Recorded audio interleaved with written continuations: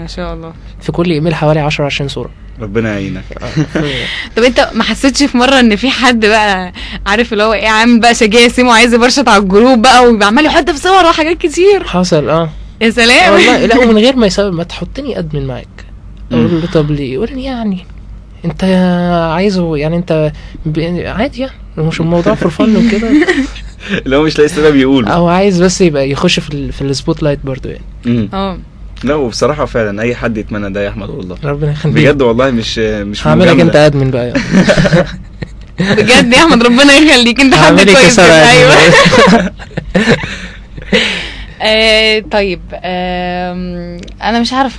انا عايزك بقى توجه كده كلمه للاعضاء اللي عندك كلهم. عايز تقول للممبرز تقول لهم ايه؟ عايز اقول لهم ان انا شخص عادي جدا، واحد زيكم خالص. الفكره فكره تصوير، حب تصوير، وعملت شويه شغل بايدي. حاولت اشوف راي الناس، لقيت راي الناس وصل ل77,000. فدي مش مشكلتي انا. اذا كانت الناس اللي دخلت عندي الجروب كتير فدي مش مشكلتي انا. لان في ناس بتيجي تقول لي في جروب اسمه يعني اكبر جروب لمصر تقريبا حوالي حاجه و40,000 اللي هو الحب عن حب مصر يعني. وانا جروبي 77,000. الناس تقول لي ايه ده اللي انت عامله ده يعني؟ ده الناس ده غراب الشارع المصري بقت اكتر من الناس اللي بتحب مصر. ما هو انت عشان بتحب مصر بتنتقدها، بتشوف الحاجات الغلط غير كده. دي مش مشكلتي انا. هو انا مسكت كل واحد قلت له ده جوين على الجروب وخش عندي بس انت حاسس الموضوع ده فعلا بيأثر في الناس؟ ابتدى جامد يأثر في الناس. وعلى فكره في حاجات اتحلت من الصور اللي عندي في الجروب.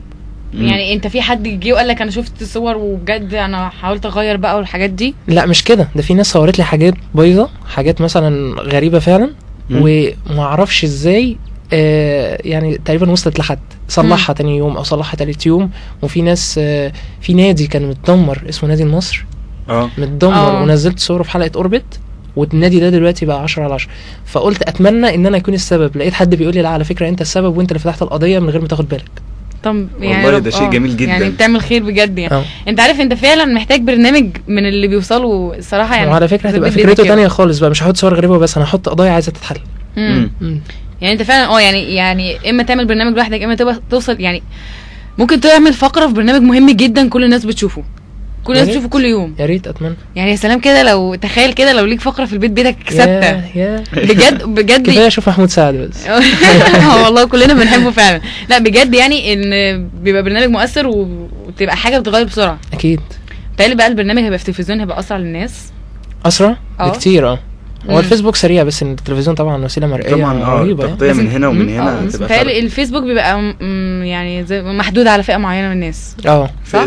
اكيد الناس اللي بتفهم يعني شويه. تمام. احنا وقتنا بيخلص.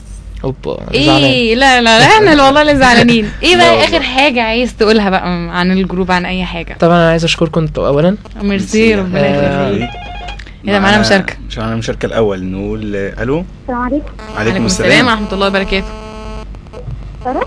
انا ساره. مين؟ ازيك يا ساره؟ انا نسمه تاني. ازيك يا نسمه عامله ايه؟ انا عرفت ادخل على النت بقى فقلت اكلمكم تاني وخلاص. ايه؟ قلت الحق قبل ما تمشي. طيب ماشي ربنا يخليك. فعلا لقيتينا كنا خلاص بنختم. احنا كنا هنختم خلاص. احنا بنقول له انت ايه عايز اخر حاجه تقولها يعني. لحقتكم؟ الحمد لله على اخر لحظه. ازيك يا عمر؟ الحمد لله يا نسمه. عموما انا بتكلم تاني وعايزه ابارك لاحمد تاني وعايزه اعرف حاجه. الحلقه دي مسجله ولا لا؟ متسجله. هنزلها على الجروب يعني ان شاء الله. لو دخلت عارفه اسمعها؟ ان شاء الله. تسمعها على الجروب او تسمعها عندنا في الارشيف بتاعنا في الويب سايت بتاعنا. ايه؟ خلاص اوكي. ما تتعوديش على كده بقى. ما تفوتيش. ايوه تسمعي صوتك في البرنامج. انا عارفه. مش عايزه اسمع صوتي. انا عايزه اعرف احمد عمل ايه. لا ما تخافيش. انا طبعا عارفه احمد هيقدر يسد في اي حاجه. والله احمد هايل وبجد انا فعلا مش عايز اقوم والله. بجد احنا فرحانين. احنا تشرفنا بيه فعلا جدا. ميرسي.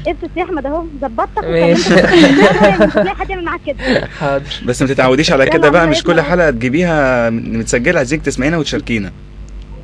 خلاص ان شاء الله. ماشي ان شاء الله. احمد. نعم. عد الجمايل. حاضر. واحد.